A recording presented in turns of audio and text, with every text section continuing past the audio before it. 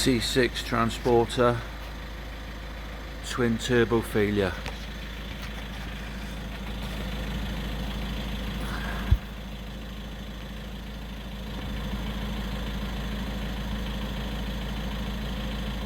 Bit hard to see, but she's gone.